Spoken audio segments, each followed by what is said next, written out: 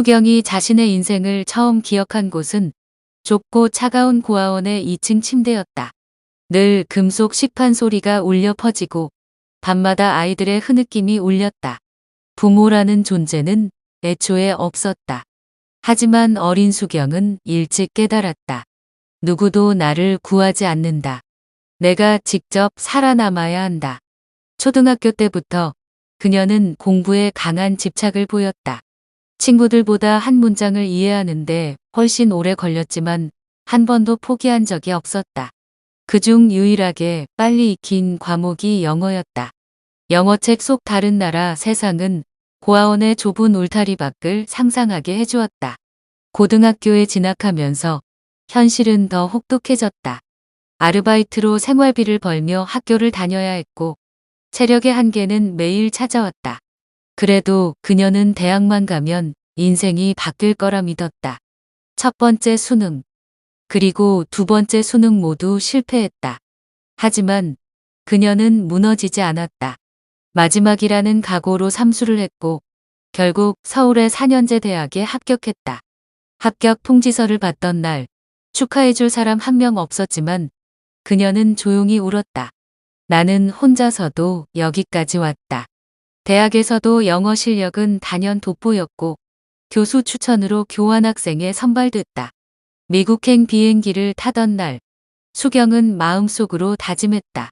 이곳이 내 삶을 바꿀 두 번째 시작점이다.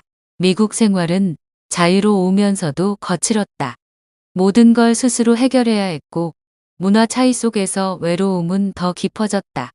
그러던 어느 주말 친구의 권유로 체험 비행에 참가했다.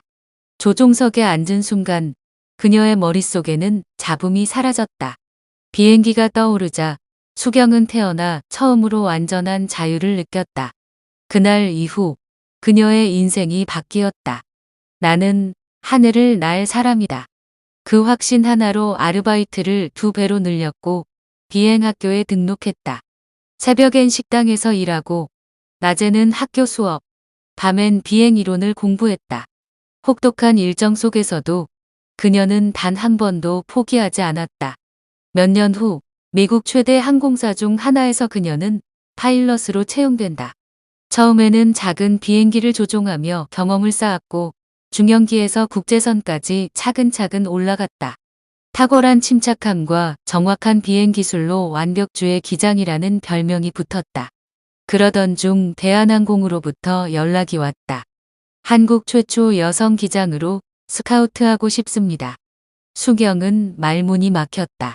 고아원에서 홀로 자라난 아이가 이제 한국 최초의 여성 기장이 된다니 15년의 경험을 인정받은 순간이었다. 40세가 되던 해 그녀는 한국으로 돌아왔다. 그 귀국이 인생 최대의 재회를 가져올 줄은 상상조차 못한 채 한국 복귀 후 첫 장거리 운항이 있던 날이었다. 이륙 전 객실을 둘러보던 수경은 기내에서 혼자 눈물을 훔치는 한 중년 여성을 발견했다. 그녀는 조심스럽게 다가가 말을 건넸다. 괜찮으세요? 혹시 필요한 게 있으신가요? 여성은 수경의 얼굴을 멍하니 바라보다 떨리는 목소리로 대답했다. 아니에요. 그냥 잃어버린 딸이 생각나서요. 이 말에 수경은 이유 모를 먹먹함을 느꼈다. 낯선데 익숙한 얼굴, 설명할 수 없는 감정. 그녀는 업무로 돌아갔지만 마음속 불편함은 사라지지 않았다. 그녀가 떠난 자리에서 은희는 숨을 몰아쉬었다. 기장의 목 아래에서 희미하게 보이는 하트 모양 점. 그 점은 은희가 평생 잊지 못한 흔적이었다. 고등학생 시절 미혼모가 되어 낳았던 아기. 먹여 살릴 수 없어 고아원에 맡기기 전 단 한 번 안아보았을 때 보았던 그 하트 모양 점. 비행이 끝난 날 밤 은희는 고아원 기록을 다시 찾으러 갔다. 발엔 서류 위에 적혀있던 글자. 목 왼쪽 아래 작은 하트 모양 점. 은희는 바닥에 주저앉아 한참을 울었다. 설마 그 기장이 내 딸이라고? 며칠 후 은희는 용기 내어 수경을 찾아왔다. 떨리는 손으로 확인하려던 순간 수경이 말했다. 저 목에 점이 있어요. 하트 모양. 두 사람의 눈에서는 동시에 눈물이 쏟아졌다. 엄마, 맞나요? 그래. 미안하다, 수경아. 미안해. 운명은 그렇게 하늘 위에서 모녀를 다시 이어주었다. 그러나 모녀의 재회는 오래 지속되지 않았다. 은희의 남편이 이 사실을 알게 되면서 문제가 시작됐다. 그는 분노하며 소리쳤다. 내가 숨기고 있던 딸이라고? 그럼 이제 그 기장이 돈을 좀 대야지. 처음에는 은근한 요구였지만 곧 협박과 감시로 변했다. 수경이 대한항공 기장이라는 사실을 알고는 노골적으로 돈을 요구하기 시작했다. 계좌가 해킹되고 사생활이 털리고 스토킹이 이어졌다. 은희가 막으려 하자 그녀에게 손찌검까지 가했다.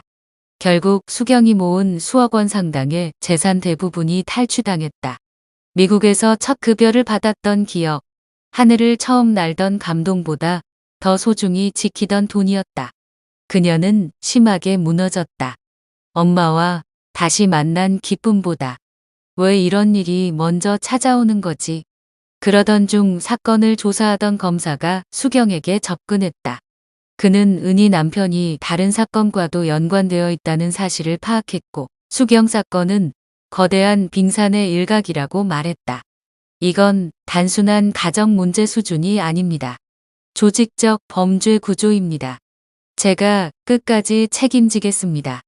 그 말은 수경에게 첫 번째 희망이었다. 검사는 집요했다. 은희 남편이 저지른 범죄 목록은 끝도 없었다. 불법 계좌 접근, 협박 및 강요, 증거 조작, 문서 위조, 조폭과의 금전 거래. 결국 그는 대규모 압수수색과 함께 체포되었다. 수갑이 채워지는 순간 수경은 오래 눌려있던 공포가 서서히 무너지는 것을 느꼈다. 하지만 검사는 여기서 끝내지 않았다. 이 사람, 교도소 가도 편하게 못 지냅니다. 그의 피해자들, 여기서 끝이 아니에요. 수사 결과 은희 남편은 조폭뿐 아니라 다양한 악질 범죄자들과 얽혀 있었고 그들에게조차 신뢰받지 못한 파렴치한 존재였다. 결국 그는 중형을 선고받고 교도소로 이송되었다. 그러나 교도소는 그의 천국이 아니라 지옥이었다. 그가 과거 괴롭혔던 이들이 그곳에서도 그를 기억하고 있었기 때문이다. 재소자들은 그를 노골적으로 배척했고 일상적인 괴롭힘은 멈추지 않았다. 검사는 교도소 내 비리 감시를 강화해 어떤 편의도 허락하지 않았다. 그는 매일같이 자신이 저지른 죗값을 직접 체감하며 살아가야 했다. 그가 사람들에게 준 고통이 그대로 돌아오는 형벌이었다. 그제야 수경은 첫 진짜 안도의 숨을 내쉬었다. 시간이 지나면서 상황은 안정되었고 수경과 은희는 서로의 상처를 조금씩 메워갔다. 어느 날 수경은 은희를 바라보며 조심스럽게 말했다. 엄마, 우리 이제 다시 시작해요. 천천히라도. 은희는 그 말에 고개를 끄덕이며 눈물을 닦았다. 그래, 다시는 널 놓치지 않을 거야. 기적처럼 돌아온 내 딸.